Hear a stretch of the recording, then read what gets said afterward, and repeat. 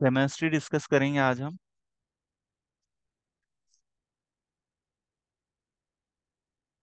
Pharmaceutical chemistry पे आपको तो विशेष ध्यान देना है। इसका रीजन ये है कि फर्स्ट ईयर के आपके जो 5 सब्जेक्ट्स हैं उसमें सबसे ज्यादा लेंदी सिलेबस फार्मास्यूटिकल केमिस्ट्री का है। क्योंकि अभी जो न्यू एजुकेशन पॉलिसी आई है ER 2020, उसमें PCI ने all over the India diploma degree इनके कोर्सेज सेम कर दिए हैं हर स्टेट में। पेपर का पैटर्न थोड़ा सा बदल जाता है, अदरवाइज बाकी सारी चीजें सेम रहती है। तो फार्मास्यूटिकल केमिस्ट्री में आपको फर्स्ट ईयर में पहले इनऑर्गेनिक थी, सेकेंड ईयर में ऑर्गेनिक केमिस्ट्री थी। तो इनऑर्गेनिक और ऑर्गेनिक का सिलेबस को मर्ज कर दिया गया है और ये फर्स्ट ईयर में आपको पढ़ना है। जिस वजह से आपका फर्स्ट ईयर का फार्मास्यूटिकल केमिस्ट्री का जो सिलेबस है वो बहुत ज्यादा बड़ा है, तो उस पर आपको ध्यान देना है। और अभी पिछले 2-3 सालों में जो रिजल्ट्स आए हैं तो सबसे ज्यादा फार्मास्यूटिकल केमिस्ट्री में ही बैक आता है। तो इस विषय पे आप ध्यान रखेंगे, है ना। इसमें दवाइयों के हमें स्ट्रक्चर्स के बारे में पढ़ना होता है। IUPAC ने हम दवाइयों को कहाँ स्टोर करेंगे, कैसे स्टोर करेंगे, ठीक है। तो ये सब आज हम डिस्कस करेंगे। हमारी जो दवाइयाँ हैं, दवाइयाँ क्या होती है जो बीमारी को ठीक करती हैं, ये दवाइयों के केमिकल स्ट्रक्चर्स होते हैं। और ये जितनी भी दवाइयां हैं ये हमारे बॉडी में जब जाती है तो कोई ना कोई इफेक्ट देती है। जो भी इफेक्ट देती है हम उसको फार्माकोलॉजिकल इफेक्ट कहते हैं। ये इफेक्ट आपका पॉजिटिव भी हो सकता है, नेगेटिव भी हो सकता है। यदि ये नेगेटिव है तो हम इसको साइड इफेक्ट कहते हैं। और ये हमारे काम का है तो हम इसको थेराप्यूटिक इफेक्ट कहते हैं। थेराप्यूटिक इफेक्ट मतलब होता है दवाई का बीमारी को ठीक करने वाला इफेक्ट। किसी को सर दर्द हो रहा है, उसने यदि डिस्प्रिन खाया, क्रोसिन खाया, एस्प्रिन खाया, उसका सर दर्द ठीक हो गया, तो ये थेराप्यूटिक इफेक्ट हो गया। किसी पेशेंट को कैंसर है, उसने एंटी कैंसर दवाई खाई, कैंसर तो उसका ठीक हो गया लेकिन उसके बाल झड़ गए, हेयर फॉल का प्रॉब्लम आ गया, तो ये साइड इफेक्ट हो गया। किसी व्यक्ति को इन्फेक्शन हुआ, उसको दर्द हो रहा है, उसको फीवर आ रहा है, उसने दवाई खाई, उसका इन्फेक्शन ठीक हो गया, तो ये थेराप्यूटिक इफेक्ट है। पर उसने एंटीबायोटिक जब खाई तो उसका पेट खराब हो गया, स्टमक अपसेट हो गया, उसको लूज मोशन हो गए, हीट की वजह से उसको दस्त आ रहे हैं, तो ये दवाई का साइड इफेक्ट है। तो जब भी हम किसी दवाई को डेवलप करते हैं तो उसके मॉलिक्यूल की केमिस्ट्री का हमें अंदाजा, उसकी केमिस्ट्री का हमें नॉलेज होना बहुत जरूरी है। तो इससे हमें ये पता चलेगा कि उस ड्रग को हम कैसे स्टोर करें कि उसकी स्टेबिलिटी बरकरार रहे और वो दवाई खराब ना हो। तो जितनी भी दवाइयां हैं इसमें एटम होता है, एटम से मॉलिक्यूल बनता है, मॉलिक्यूल से कंपाउंड बनता है। जितनी भी दवाइयां अभी मार्केट में अवेलेबल है, वीक एसिड है, वीक बेस है, ठीक है। और डिफरेंट डिफरेंट डोजेस फॉर्म में आ रही हैं, टैबलेट है, कैप्सूल है, पैरेंट्रल है, ये सब हमको सुटिक्स में पढ़ना पड़ता है। केमिस्ट्री में हम मॉलिक्यूलर केमिस्ट्री पढ़ते हैं, एटॉमिक केमिस्ट्री पढ़ते हैं, इनऑर्गेनिक केमिस्ट्री पढ़ते हैं, ऑर्गेनिक केमिस्ट्री पढ़ते हैं, कंपाउंड्स के बारे में, उनका स्टोरेज क्या है, ठीक है, और उनका स्ट्रक्चरल एक्टिविटी रिलेशनशिप क्या है। किसी भी ड्रग के मॉलिक्यूल में एक फंक्शनल ग्रुप होता है जो उसकी प्रॉपर्टी को डिसाइड करता है, जिसकी वजह से दवाई बीमारी को ठीक करती है। तो फंक्शनल ग्रुप की पोजीशन क्या है, उसको चेंज करने से दवाई के इफेक्ट में क्या परिवर्तन आएगा, क्या हम दवाई के साइड इफेक्ट कम कर सकते हैं उसके स्ट्रक्चर में कोई चेंज लाके। तो ये सारी स्टडी हम केमिस्ट्री में करते हैं। दवाइयों की सिंथेसिस के बारे में पढ़ते हैं। मैंने आपको बताया था 3 प्रकार की दवाइयां होती है, नेचुरल ड्रग्स, सेमी सिंथेटिक और सिंथेटिक। तो नेचुरल ड्रग हम कुगनोसी में पढ़ते हैं, जैसे हमको सोप से ड्रग मिल रही है, आंवला से मिल रही है, पपीता से मिल रही है, नेचुरल ड्रग्स, तो ये हम कुगनोसी में पढ़ते हैं। सेमी सिंथेटिक ड्रग क्या होती है, नेचर से हमें जो मॉलिक्यूल मिला है, जो फाइटोकेमिकल कॉन्स्टिट्यूएंट है, जो मॉलिक्यूल है, उसमें यदि हम स्लाइट चेंजेस ला दें जिससे उसकी एक्टिविटी बढ़ जाए, उसकी इफिकेसी स्टेबिलिटी बढ़ जाए, है ना, उसका थेराप्यूटिक इफेक्ट इनहांस हो जाए, तो हम उसमें थोड़े बहुत मॉडिफिकेशन करते हैं, तो उसको हम सेमी सिंथेटिक ड्रग कहते हैं। सिंथेटिक ड्रग क्या होता है, जो फुल्ली हम लैब में प्रिपेयर करते हैं, जैसे पैरासीटामोल। पैरासीटामोल हमें किसी प्लांट से तो मिलता नहीं है ना, हम इसको लैब में सिंथेसाइज करते हैं। 2 या 3 मॉलिक्यूल की हम रिएक्शन करवाएंगे, सिंथेसिस करवाएंगे और हम पैरासीटामोल बना लेंगे। तो ये होता है आपका सिंथेटिक ड्रग। तो 3 टाइप के ड्रग होते हैं, है ना। हमने सोर्स ऑफ ड्रग भी पढ़ा है कि ड्रग हमें कहाँ से मिलते हैं, एनिमल सोर्स से मिलते हैं, प्लांट से मिलते हैं, मेराइन सोर्स से मिलते हैं। इसके एग्जाम्पल्स भी मैंने आपको बताए थे, है ना। तो 3 प्रकार के ड्रग होते हैं, एक होता है नेचुरल ड्रग, सेमी सिंथेटिक और सिंथेटिक, ठीक है। और जितने भी हमारे ड्रग है ये सब केमिकल्स होते हैं, है ना। हम रसायन शास्त्र हमने स्कूल में भी पढ़ी है, 11th 12th में, 10th में पढ़ी है ना। एटम्स के मॉलिक्यूल्स के बारे में तो हमने पढ़ा ही है। और ये हर एटम और मॉलिक्यूल की अपनी प्रॉपर्टीज होती हैं। जैसे हमने टॉपिकल एजेंट पढ़ा था, तो उसमें हमने ब्लीचिंग पाउडर पढ़ा, हमने ब्रोमीन पढ़ा, फ्लोरीन पढ़ा, क्लोरीन पढ़ा। ये सब क्या है, एंटी माइक्रोबियल प्रॉपर्टी रखते हैं। ठीक है, पोटेशियम परमैंगनेट पढ़ा, और हाइड्रोजन peroxide, तो ये सब टॉपिकल एजेंट है जो कि एंटी माइक्रोबियल इफेक्ट देते हैं। तो हर मॉलिक्यूल की कोई ना कोई प्रॉपर्टी होती है, किसी न किसी कैटेगरी में आता है यदि हम उसको बीमारी के ट्रीटमेंट में यूज कर रहे हैं। जैसे आयोडीन, आयोडीन की क्या प्रॉपर्टी है? पोविडॉन आयोडीन सॉल्यूशन आता है, हम किसी भी जख्म को उससे साफ करते हैं, मरहम लगाते हैं, तो वहां पर माइक्रोब्स डेवलप नहीं होते। ये माइक्रोब्स की मेम्ब्रेन को रैप्चर कर देता है, जिस वजह से वो माइक्रोब सर्वाइव ही नहीं कर पाएगा, तो हमको एंटी माइक्रोबियल इफेक्ट मिल गया। तो आयोडीन को हमने एज अ दवाई यूज किया, है ना। आयोडीन को हम रिप्लेसमेंट थेरेपी में भी यूज करते हैं। जैसे किसी की बॉडी में, हमारा थायराइड ग्लैंड होता है, ठीक है, थायराइड ग्लैंड यदि थायरॉक्सिन नहीं बना पा रहा है, तो उसका एक रीजन ये हो सकता है कि आयोडीन नहीं मिल रहा है उसको। और आयोडीन नहीं मिलेगा तो थायरॉक्सिन नहीं बनेगा, थायरॉक्सिन नहीं बनेगा तो हाइपोथायरॉयडिज्म हो जाएगा। हाइपोथायरॉयडिज्म एक बीमारी है, इसके बॉडी में लक्षण आने लगेंगे, तो हम इसको रिप्लेसमेंट थेरेपी के थ्रू ट्रीट करेंगे। मतलब हम एक्सटर्नली आयोडीन प्रोवाइड करेंगे पेशेंट को। अब आयोडीन उसको मिलेगा तो थायरॉक्सिन बन जाएगा, T3 T4 जो हार्मोन होता है। ठीक है, तो ये रिप्लेसमेंट थेरेपी में भी हम मिनरल्स यूज करते हैं, है ना, मेटल्स यूज करते हैं। जैसे एंटासिड मैंने आपको पढ़ाया था इनऑर्गेनिक केमिस्ट्री में, है ना। कुछ मेडिसिनल गैसेस होती हैं जो कि पेशेंट को जैसे बेहोश करना है, तो उसमें नाइट्रस ऑक्साइड हम यूज करेंगे, है ना। कुछ केमिकल्स होते हैं जो कि पैरेंटल रूट के लिए रूट से दिए जाते हैं, जनरल एनेस्थेसिया है, लोकल एनेस्थेसिया है ना। कुछ ड्रग्स ऑर्गेनिक नेचर के हैं, इनऑर्गेनिक नेचर के हैं। तो हमारा जो केमिस्ट्री के शुरू के 2-3 यूनिट है, उसमें हमको इनऑर्गेनिक केमिस्ट्री पढ़नी है। ठीक है, फिर उसके बाद हमारी ऑर्गेनिक केमिस्ट्री शुरू हो जाती है। इनऑर्गेनिक केमिस्ट्री कंपैरेटिवली इजी है ना। इसमें हमको लिमिटेड कंपाउंड्स के बारे में पढ़ना है, हेमेटेरिक्स पढ़ना है, एंटासिड पढ़ना है, मेडिसिनल गैसेस पढ़ना है, टाइट्रेशन पढ़ना है, इम्प्योरिटी क्या होती है, ये सब हमें पढ़ना है। ये सब भी मैं पढ़ा के आपको इसके लेक्चर भी प्रोवाइड कर चुका हूँ, तो आप वो वीडियोस देखोगे तो आपको समझ में आ जाएगा। ठीक है, तो ड्रग्स हमारे केमिकल्स होते हैं, ये वीक एसिड और वीक बेस नेचर के हो सकते हैं, ऑर्गेनिक या इनऑर्गेनिक हो सकते हैं। ड्रग्स का एक स्पेसिफिक स्ट्रक्चर होता है, और उस स्ट्रक्चर की वजह से ड्रग अपना थेराप्यूटिक इफेक्ट देता है। ठीक है, केमिस्ट्री की ब्रांचेस भी आज हम डिस्कस करेंगे। आप देख सकते हो यहाँ पैरासीटामोल का स्ट्रक्चर, पैरासीटामोल के स्ट्रक्चर में आप यहाँ एटम देख सकते हो, एटम से ही मॉलिक्यूल बनते हैं। जैसे यहाँ पर एक बेंजीन रिंग है, और ये आप 3D स्ट्रक्चर भी देख सकते हो। यहाँ पर फंक्शनल ग्रुप ऐड है, OH। यहाँ पर आपका नाइट्रोजन है, कार्बन है, हाइड्रोजन है। ऑर्गेनिक केमिस्ट्री में हम ऐसे कंपाउंड्स के बारे में पढ़ते हैं जिसमें कार्बन और हाइड्रोजन के बीच में बॉन्ड होता है, तो ये ऑर्गेनिक केमिस्ट्री की विशेषता है।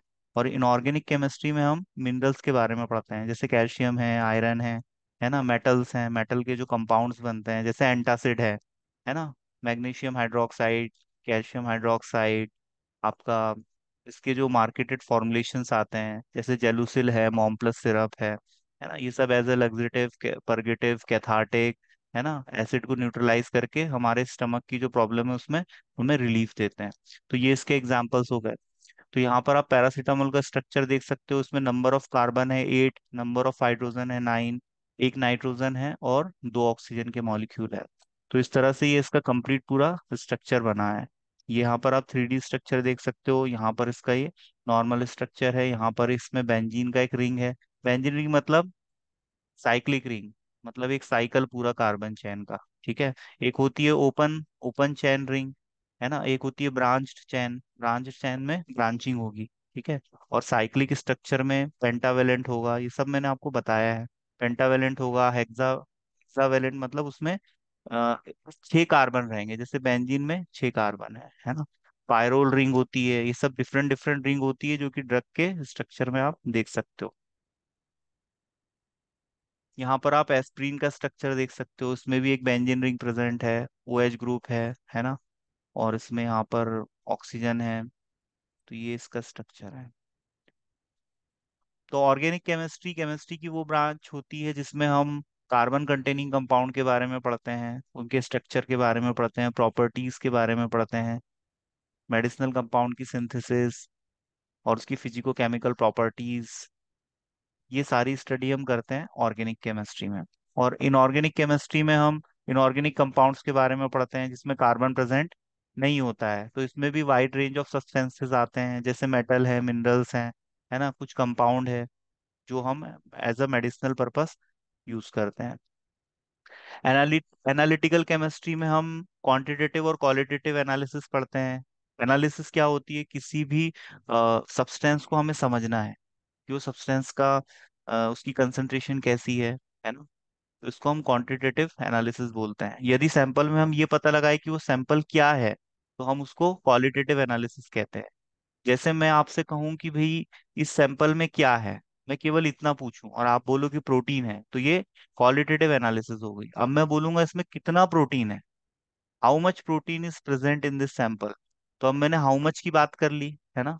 अब मैं नंबर्स पे आ गया, आपको नंबर्स में बताना पड़ेगा कि सर इसमें 10% है, 20% है, या इसमें 10 mg है, 20 mg है। तो ये कौन सी एनालिसिस हो गई, क्वांटिटेटिव। हम उसको क्वांटिफाई करेंगे, हम बताएंगे। ठीक है। तो ये होता है आपका एनालिटिकल केमिस्ट्री। इसमें हम डिफरेंट इक्विपमेंट्स यूज करते हैं। क्वालिटी कंट्रोल में इसका बहुत इंपॉर्टेंट यूज होता है एनालिटिकल केमिस्ट्री का। आप टाइट्रेशन करते हो, है ना, किसी भी कंपाउंड को आप प्यूरिफाई करोगे, इम्प्योरिटी का पता लगाओगे, लिमिट टेस्ट करोगे, तो वो सब एनालिटिकल केमिस्ट्री में आता है। इसमें HPLC है, गैस क्रोमेटोग्राफी है, इसमें ये इक्विपमेंट्स यूज होते हैं। और इनके थ्रू एनालिसिस की जाती है ड्रग की। जैसे DI ने कोई सैंपल कलेक्ट किया, तो उसको वो CDL भेजेगा, और CDL में ड्रग की एनालिसिस होगी। तो उससे पता चलेगा कि कंपनी ने लेबल पे जो सॉल्ट मेंशन किया है वो उस क्वांटिटी में उस ड्रग में है या नहीं, है ना।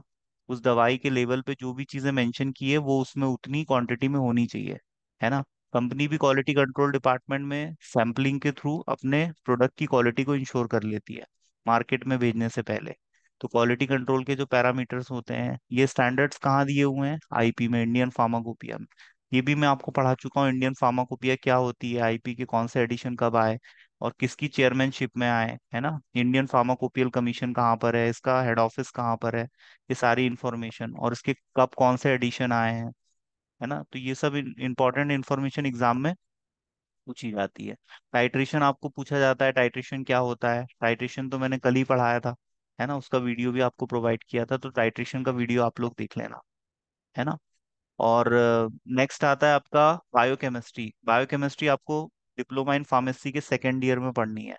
6 सब्जेक्ट आपको पढ़ने हैं, उसमें से एक सब्जेक्ट है आपका केमिस्ट्री, बायोकेमिस्ट्री।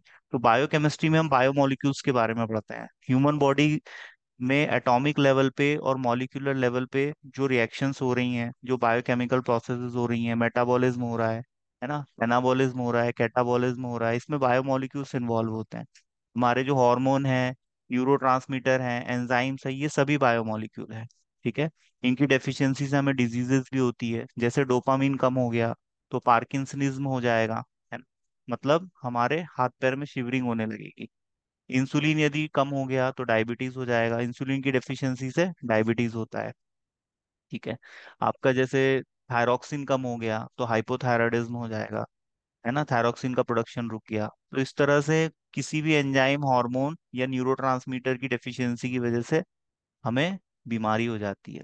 जैसे किसी को नींद नहीं आ रही है, तो हो सकता है कि उसमें सेरोटोनिन हार्मोन कम हो गया हो, सेरोटोनिन मेलाटोनिन हार्मोन का जो बैलेंस है वो डिस्टर्ब हो गया हो, जिसकी वजह से उसको इंसोम्निया हो गया, नींद नहीं आ रही है ना? तो बायोकेमिस्ट्री में हम एटॉमिक और मॉलिक्यूलर लेवल पे हमारे बॉडी की स्टडी करते हैं।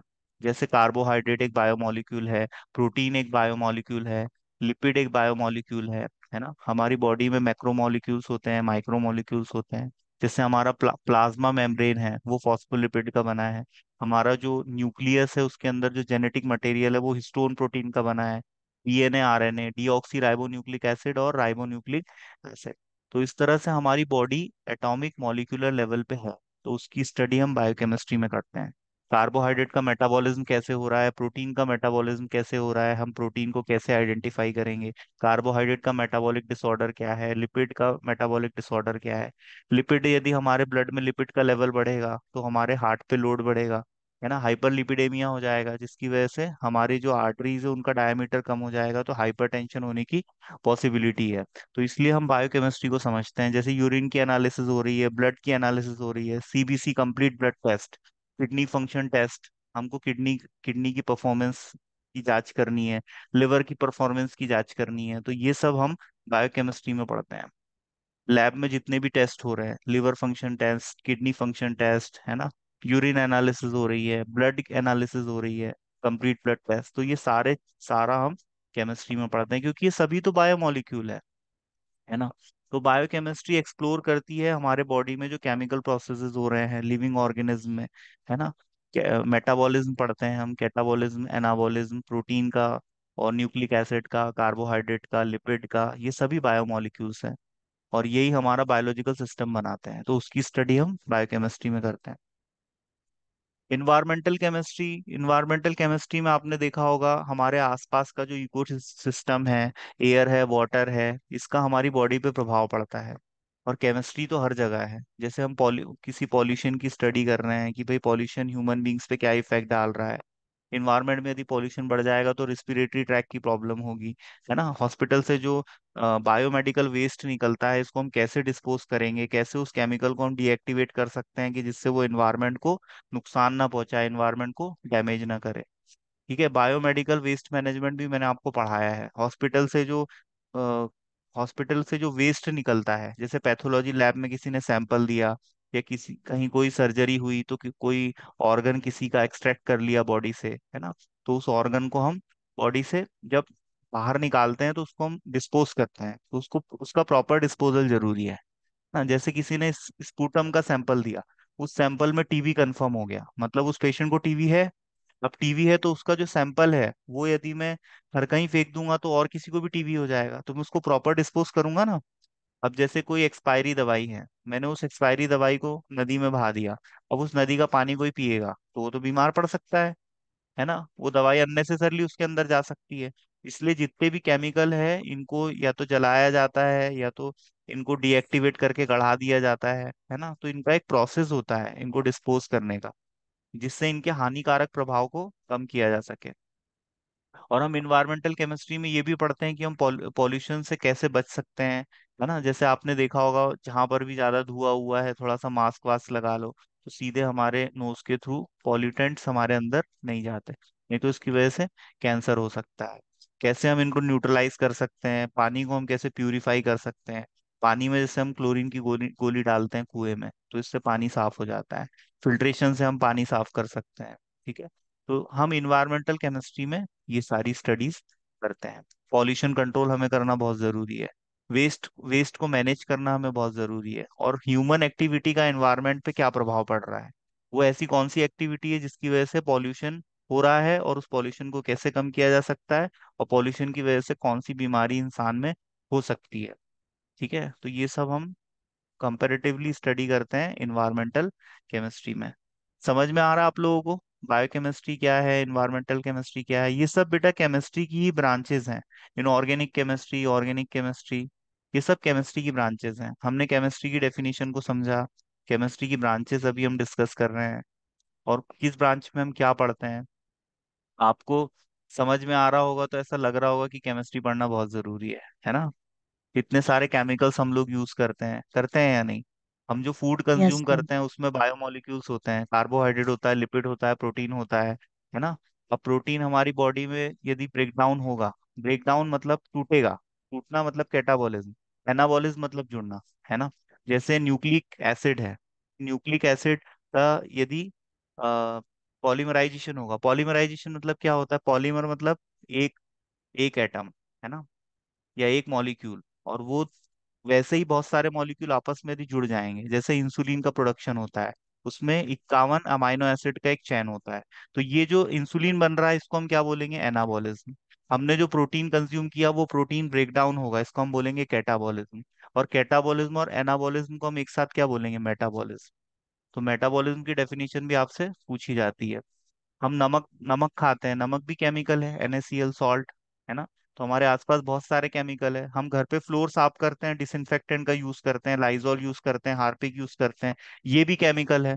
हम तो पूरी तरह से केमिकल से घिरे हुए हैं, है ना। हम हमारे बागवानी करते हैं, खेती किसानी करते हैं, उसमें हम लोग पेस्टिसाइडर्स डाल रहे हैं, वो भी केमिकल है। हमारे आसपास तो बहुत सारे केमिकल है। तो हमें केमिस्ट्री पढ़ना और समझना बहुत जरूरी है कि कौन से केमिकल हमारे काम के हैं, और कौन से केमिकल हमें नुकसान पहुंचाते हैं। तो जो हमें नुकसान पहुंचाएंगे उनको हम अवॉइड करेंगे, और जो हमें फायदा पहुंचा सकते हैं उनकी हम दवाई बना लेंगे, है ना। आप लोग बहुत कई बार आपने देखा होगा, जैसे आप लोग नमक पानी में डालते हैं और उसके बाद पैर डुबा के रखते हैं और फिर पैरों को साफ करते हैं। तो इससे आपके पैरों की सफाई अच्छी होती है, क्योंकि नमक में भी एंटी माइक्रोबियल प्रॉपर्टी होती है। तो हम उसका फायदा उठाते हैं। गुलाब जल आप लोग यूज करते हो, ब्लीचिंग पाउडर यूज करते हो, स्किन पे ब्लीचिंग पाउडर लगाते हो या नहीं? तो स्किन के जो पोर्स होते हैं उसमें कोई भी यदि माइक्रो प्रेजेंट है तो वो मर जाएगा, तो आपकी स्किन ज्यादा साफ हो जाएगी, क्लियर हो जाएगी, तो आपको कोई भी मुहासा, पिंपल, ऐसी आपको प्रॉब्लम नहीं होगी, है ना? आप जैसे सनस्क्रीन लगाते हो, लेक्टोकेलामाइन लोशन लगाते हो, है ना, ग्लीसरीन लगाते हो, ये सब आप, ये जो भी आप यूज कर रहे हो ये सब तो केमिकल्स हैं, ये सब कॉस्मेटिक्स में आता है। तो ये जो केमिकल्स हैं इनसे आपके कॉस्मेटिक्स भी बनते हैं, केमिकल से आपके फार्मास्यूटिकल्स भी बनते हैं, आपके न्यूट्रास्यूटिकल्स भी बनते हैं, है ना? तो हर जगह तो केमिकल है, क्योंकि दुनिया की हर चीज एटम से बनी हुई है। एटम बनाता है मॉलिक्यूल, और कहाँ पर एटम नहीं है बताओ? कोई चीज या तो ऑर्गेनिक होगी या तो इनऑर्गेनिक होगी। जैसे दूध आपका ऑर्गेनिक भी है और इनऑर्गेनिक भी है। ऑर्गेनिक कैसे? क्योंकि दूध में कार्बन हाइड्रोजन बॉन्ड प्रेजेंट है, क्योंकि उसमें कार्बोहाइड्रेट है ना? दूध में आपको लैक्टोज शुगर मिलती है कि नहीं? तो उसमें वो भी है। दूध में अच्छा। कैल्शियम भी है, मतलब मिनरल भी है ना? दूध को कंप्लीट फूड कहा गया है, दूध में सब कुछ होता है। उसमें मिनरल भी है, प्रोटीन भी है और कार्बोहाइड्रेट भी होता है ना? दूध से आपको प्रोटीन मिलता है, केजिन प्रोटीन। दूध में कौन सा प्रोटीन होता है? केजिन, है ना? दूध में शुगर कौन सी होती है? लैक्टोज। दोनों हो गई। दूध से हमको कैल्शियम भी मिलता है, तो मिनरल भी हमको मिल गया, है ना? तो दूध को इसलिए कंप्लीट फूड कहा गया है। आपने देखा होगा छोटा बच्चा 6 महीने माँ के दूध पे रहता है, कुछ होता है क्या उसको? नहीं होता। केवल दूध पीता है वो 3 से 6 महीने, और पीना भी चाहिए, है ना? आपने देखा होगा एनिमल्स के बच्चे, बछड़े, ये भी दूध पीते हैं। तो दूध कंप्लीट फूड होता है। लेकिन एक एज के बाद दूध को पचाने की क्षमता हम लोगों की कम हो जाती है, तो हमें दूध कम कर देना चाहिए, दूध का कंजप्शन। लेकिन छोटे बच्चों को दूध देना चाहिए, क्योंकि छोटे बच्चों के दूध को पचाने की क्षमता ज्यादा बेहतर होती है ना? और वहीं पर आप बुजुर्गों को देखोगे तो वो दूध नहीं पचा पाएंगे। तो दूध पचाने के जो एंजाइम्स हैं, हार्मोन है हमारे शरीर में, वो बढ़ती एज के साथ थोड़े से डीएक्टिवेट हो जाते हैं। तो इसलिए हमको बढ़ती एज के साथ दूध को थोड़ा सा अवॉइड करना चाहिए, है ना? अदरवाइज हमको इसके दुष्परिणाम सामने आते हैं। तो ये सब हमने डिस्कस किया, ये सभी केमिस्ट्री का ही पार्ट है बेटा, कहीं ना कहीं। और पढ़ाई करो आप लोग, पढ़ाई से हमारा नॉलेज बढ़ता है, और ज्ञान से ज्यादा इंपॉर्टेंट कुछ भी नहीं है। ज्ञान से ही आपको लक्ष्मी भी आएगी, और ज्ञान से ही आपको शक्ति भी मिलेगी। और लक्ष्मी और शक्ति दोनों को कैसे आपको बैलेंस बनाना है, ये आपको सरस्वती सिखाएगी। तो इसलिए ज्ञान बहुत जरूरी है। यदि ज्ञान नहीं है, शक्ति है, लक्ष्मी है, तो आप उसका दुरुपयोग करोगे। यदि आपके पास चाकू है और ज्ञान नहीं है, तो उस चाकू से आप अपना भी हाथ काट सकते हो, किसी सामने वाले का भी हाथ काट सकते हो, उसको भी डैमेज कर सकते हो, खुद भी डैमेज हो सकते हो। लेकिन आपके पास यदि ज्ञान है, आपके पास समझ है, प्रज्ञा है, बुद्धि है, तो आप उसका सदुपयोग करोगे। आपके पास धन है, पैसा है, तो आप या तो उससे जुआ खेलोगे, यदि आपके पास बुद्धि नहीं है तो। ज्ञान नहीं है तो आप उससे जुआ खेलोगे, हो सकता है हार जाओ, है ना? जुए में तो इतिहास कहता है कि कुछ लोग अपनी पत्नी भी हार गए, अपना राज्य हार गए, महाभारत की घटना आपने देखी होगी, है ना? तो ये क्या है? ज्ञान रहता तो ऐसा नहीं करते। ज्ञान नहीं रहेगा तो उसी धन से कोई नशा करेगा। नशा करते हैं लोग, अल्कोहलिज्म, ये भी आपको पढ़ना है। ड्रग अब्यूज क्या होता है, ड्रग डिपेंडेंस क्या होता है। अब अल्कोहल कम मात्रा में लिया जाए तो दवाई है, और ज्यादा मात्रा में लिया जाए तो जहर है ना? तो दुनिया की कोई भी चीज जहर है या दवा है, वो इस चीज पे निर्भर करता है कि उसकी खुराक कितनी ले रहे हो आप। सांप से काटने से बच सांप से काटने की जो एंटीडोट हम देते हैं, जैसे सांप ने काटा, हमने एंटीडोट दिया, तो जो एंटीडोट है वो भी सांप की जहर से बनती है। तो जहां से प्रॉब्लम आती है वहीं उसका सॉल्यूशन भी छुपा रहता है ना? सांप के जहर को आप कम मात्रा में यदि उसकी एक क्वांटिटी सेट करो तो वो एंटीडोट की तरह काम करने लगता है ना? जैसे वैक्सीन जितने भी आते हैं, है ना, वायरल वैक्सीन है, बैक्टीरियल वैक्सीन है, टॉक्सॉइड्स आते हैं, तो वैक्सीन भी तो माइक्रो ऑर्गेनिज्म से ही बनता है ना? जैसे कोविड से बचने का हमने वैक्सीन डेवलप किया, तो वो कोविड के वायरस से ही तो किया है, उसी की हेल्प से किया है ना? उसी का हमने एक कमजोर हिस्सा बॉडी में इंट्रोड्यूस करवाया है, जिससे हमारी बॉडी में इम्यूनिटी आई है। तो वैक्सीन भी इसी कॉन्सेप्ट पे बेस्ड है। आपसे एग्जाम में भी पूछते हैं वैक्सीन क्या होती है ना? ये सभी तो सभी केमिकल्स होते हैं। हर जगह इस दुनिया में, पूरे ब्रह्मांड में एटम है। सबसे छोटा क्या होता है? एटम। और एटम में भी आपका इलेक्ट्रॉन, प्रोटॉन, न्यूट्रॉन होता है। प्रोटॉन और न्यूट्रॉन आपका सेंटर में रहता है, और इलेक्ट्रॉन ऑर्बिट में सर्कुलेट करता है। आपने देखा होगा ये सब। स्कूल में पढ़ा है आपने। तो एटम हर जगह है, यस मतलब मैम। केमिस्ट्री हर जगह है। हर जगह केमिस्ट्री है। बस हमें ये समझना है कि कौन से केमिकल का हम क्या यूज कर रहे हैं, और उसको हम कैसे स्टोर करके रखेंगे, और उसको हम कैसे सिंथेसाइज करेंगे। यही सब हम केमिस्ट्री में पढ़ते हैं। क्योंकि हम यदि केमिकल को स्टोर प्रॉपर नहीं करेंगे, उसका प्रॉपर स्टोरेज नहीं रहेगा, तो वो खराब हो जाएगा। हमको उसको मॉइस्चर से बचाना है, ह्यूमिडिटी से बचाना है, एक्सेस टेम्परेचर से बचाना है। तो वो हमारा केमिकल लंबे समय तक स्टोर रह सकता है। नहीं तो वो खराब हो जाएगा, है ना। और हम नहीं चाहते कि हमारी दवाई खराब हो जाए। तो इसलिए हम केमिस्ट्री पढ़ते हैं। तो बायोकेमिस्ट्री आपको समझ में आया, इन्वायरमेंटल केमिस्ट्री, है ना। अब इसके एप्लीकेशंस क्या है। हम ड्रग की सिंथेसिस कर सकते हैं, सिंथेटिक ड्रग हम लैब में प्रिपेयर कर सकते हैं। जैसे पैरासीटामोल का मैंने आपको एग्जांपल दिया, उसको हम एसिटोमिनोफेन भी कहते हैं। ये एक एंटीपायरेटिक कैटेगरी का ड्रग है, बुखार को कम करता है ना। 500 mg इसका एडल्ट डोज होता है। इसकी ब्रांड नेम भी आपको पता होना चाहिए, किस नाम से आता है। एनडीडीएस, एनडीडीएस का फुल फॉर्म होता है नोबल ड्रग डिलीवरी सिस्टम, या हम इसको न्यू ड्रग डिलीवरी सिस्टम भी बोलते हैं। जैसे इंसुलिन के पैचेस आते हैं, ये भी मैं आपको, इसका पूरा यूनिट है आपके फार्मास्यूटिक्स में, मैं पढ़ा चुका हूँ। तो वो वीडियो आप देख लेना, एनडीडीएस क्या होता है। एनडीडीएस में एप्लीकेशन है। एनडीडी में है न्यू ड्रग डेवलपमेंट। हमें यदि कोई भी नई दवाई को डेवलप करना है तो केमिस्ट्री का नॉलेज बहुत जरूरी है। केमिस्ट्री मतलब ड्रग सिंथेसिस, और ड्रग जब सिंथेसाइज होगी तभी तो हम उसका प्रोडक्शन करेंगे, है ना। नेचुरली ड्रग मिल रही है तो हम उसको आइसोलेट कर लेंगे, एक्सट्रैक्ट कर लेंगे। लेकिन हमको यदि उसको बनाना है लैब में, तो हमको उसकी केमिस्ट्री पता होनी चाहिए ना, कि हम उसको कैसे बनाएंगे। आपको यदि चाय घर पे बनाना है तो आपके पास कच्चा माल होना चाहिए, उस कच्चे माल को आप मिला दोगे तो चाय बन जाएगी, है ना। ऐसे ही हम सिंथेसिस में क्या करते हैं, हमको पता होना चाहिए कि भाई ये मॉलिक्यूल कैसे बना है। तो हम उन उन चीजों की रिएक्शन करवाएंगे, और रिएक्शन से फिर एक हमारी दवाई बन के तैयार हो जाएगी। अगला, हमने दवाई बना ली। मार्केट में कोई जरूरी थोड़ी ना आज बनाई तो कल बिक जाएगी, हो सकता है 6 महीने बाद बिके। तब तक हम उसको एक कंटेनर में स्टोर करके रखेंगे। हम उसको ट्रांसपोर्ट करेंगे, कंटेनर पे हम लेबल चिपकाएंगे, जिससे हमारी दवाई की मार्केटिंग होगी। अब हमारी दवाई कंटेनर से कंपैटिबल है कि नहीं, तो इसके लिए हमको केमिस्ट्री का नॉलेज होना चाहिए। जैसे जो मेटल्स होते हैं वो हाईली रिएक्टिव होते हैं, तो किसी भी मेटल कंटेनिंग फॉर्मुलेशन को हम मेटल कंटेनर में रखेंगे क्या, बताओ। हम्म। नो। नहीं, क्योंकि वो रिएक्ट करेगी और खराब हो जाएगी। हाँ। तो हमको कंटेनर भी तो चूज करना है।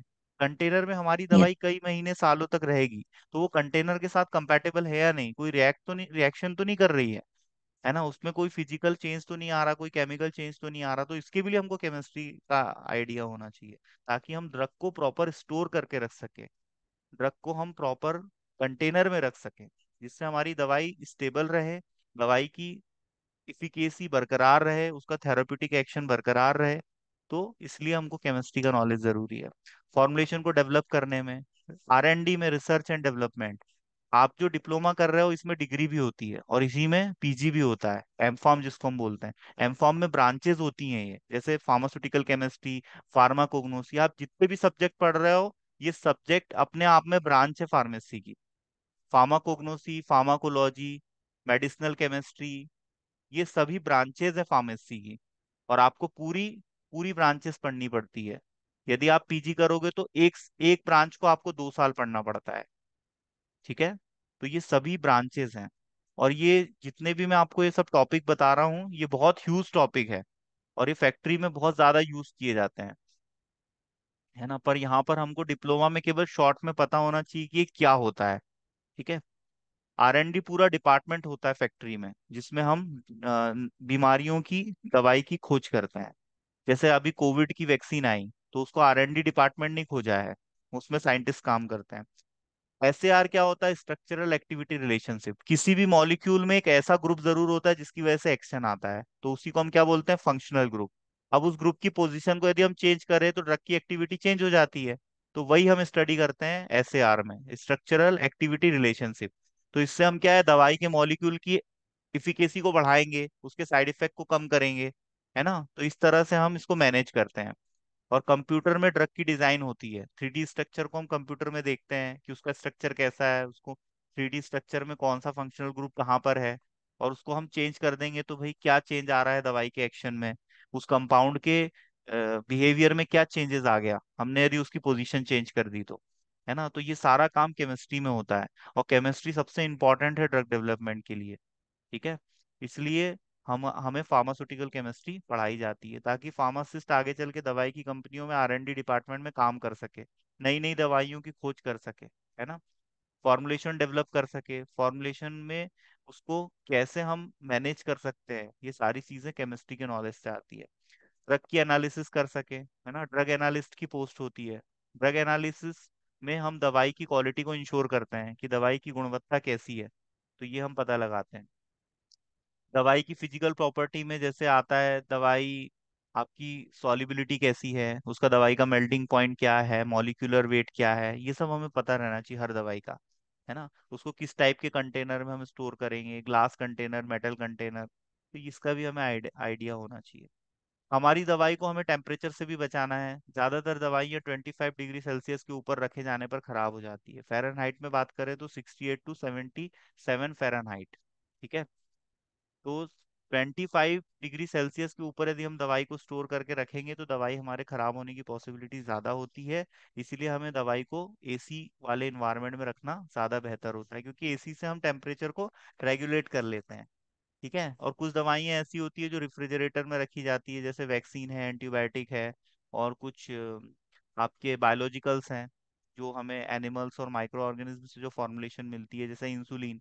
इंसुलिन को भी हमको फ्रीज में रखना होता है ना। जैसे टीटी का वैक्सीन आता है, तो हमें पता होना चाहिए कि किस वैक्सीन, किस दवाई को हमें कहाँ स्टोर करके रखना है, किस टेम्परेचर पे स्टोर करके रखना है ना। ताकि जैसे आपका कोल्ड चेन आपने सुना होगा, जो वैक्सीन्स होती हैं उनको हम कोल्ड चेन के थ्रू डिस्ट्रीब्यूट करते हैं। आपने देखा होगा एक छोटा सा बैग होता है, उस बैग में आइस पैक डले होते हैं और बीच में उसमें वैक्सीन रखी होती है ना। इसी तरह से उसको कैरी करके भी लेके जाया जाता है, तो उसको हम कोल्ड स्टोरेज चेन बोलते हैं। ह्यूमिडिटी से हमें दवाई को बचाना है, नहीं तो हमारी दवाई डिग्रेड हो जाएगी, हमारा जो मेडिकेशन है वो यूजलेस हो जाएगा, ठीक है। और मॉइस्चर भी हमें कंट्रोल करना है। कभी भी किसी दवाई को हम किचन और बाथरूम में नहीं रखते हैं, क्योंकि वहां पर गंदगी भी होती है, वहां पर माइक्रोब्स होते हैं, है ना। बहुत ज्यादा कोई दवाई है उसको हम बहुत ज्यादा टेम्परेचर पे भी स्टोर नहीं करेंगे। कुछ दवाई ऐसी होती है जो फोटो सेंसिटिव होती है, लाइट सेंसिटिव होती है।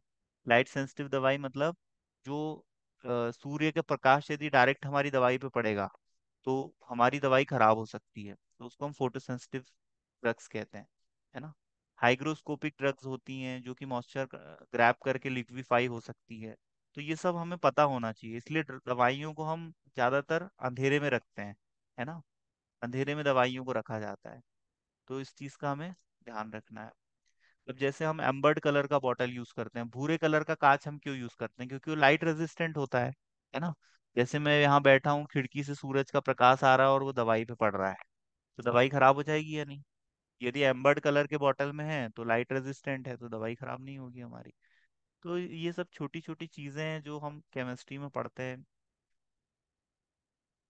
अब जैसे एयर है, ठंडी के दिनों में आपने देखा होगा थोड़ा सा मॉइस्चर में मॉइस्चर रहता है, नमी रहती है ना एनवायरनमेंट में। बारिश के दिनों में आपने देखा होगा जैसे टैबलेट कैप्सूल, आपके कैप्सूल चिपचिपे हो जाते हैं। बारिश के दिनों में आपने देखना, कैप्सूल को यदि आप निकालोगे और थोड़ी देर भी यूज नहीं करोगे तो वो चिपचिपाने लगेंगे, है ना। तो वो मॉइस्चर की वजह से होता है। चाइल्ड सेफ्टी का हम ध्यान रखते हैं, दवाइयों के लेवल पे मेंशन किया होता है ना, प्रिकॉशंस होते हैं। बच्चों की पहुंच से हमें दवाइयों को दूर रखना है, पेट से, जो पालतू जानवर होते हैं उनकी पहुंच से हमें दूर रखना है ना, जिससे हमारी जो दवाई है उसका कोई भी हानिकारक प्रभाव बच्चे पे या किसी भी पालतू जानवर पे ना पड़े।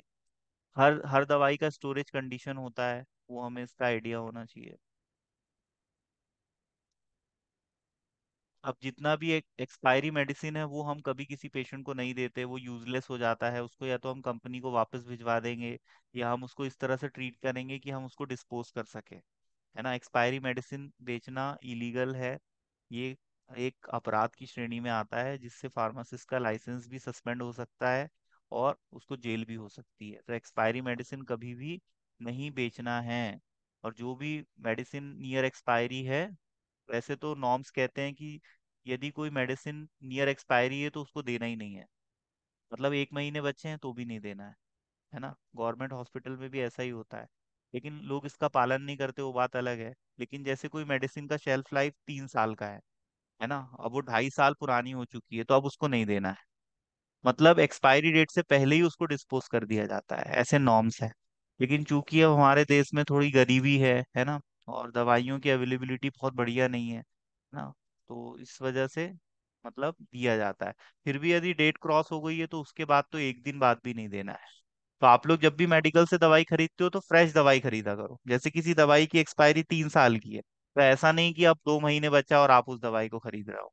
समझ रहे हो मैं क्या कहना चाह रहा हूँ? ये जनरल नॉलेज की बात बता रहा हूँ।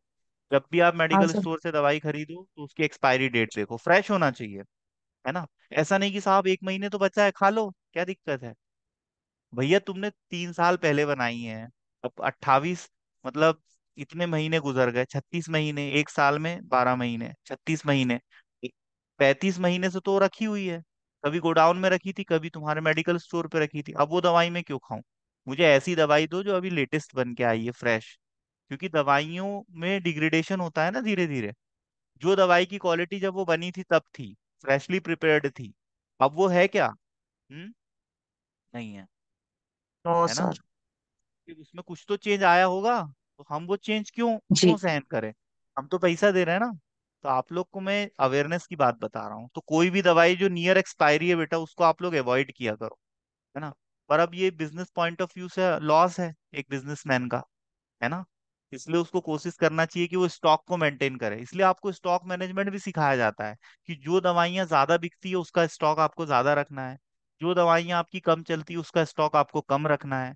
ये सब आपको ड्रग स्टोर मैनेजमेंट का एक सब्जेक्ट है, उसमें सिखाया जाता है कि आपको ड्रग की इन्वेंट्री कंट्रोल कैसे करनी है, आपको ड्रग का कैसे स्टॉक को मैनेज करना है, कौन सी ऐसी दवाइयां हैं जो ज्यादा चलती है। ये सब आपको धीरे धीरे अनुभव से समझ में आएगा जब आप मेडिकल स्टोर पे काम करोगे। तो आपको खुद समझ में आ जाएगा कि भाई ये दवाइयां तो बहुत ज्यादा डॉक्टर प्रिस्क्राइब करता है, ये दवाइयां मीडियम, और ये दवाइयां तो रेयरली यूज होती हैं। तो आप खुद ही स्टॉक मेंटेन करना सीख जाओगे, दवाइयां एक्सपायर नहीं होगी, है ना।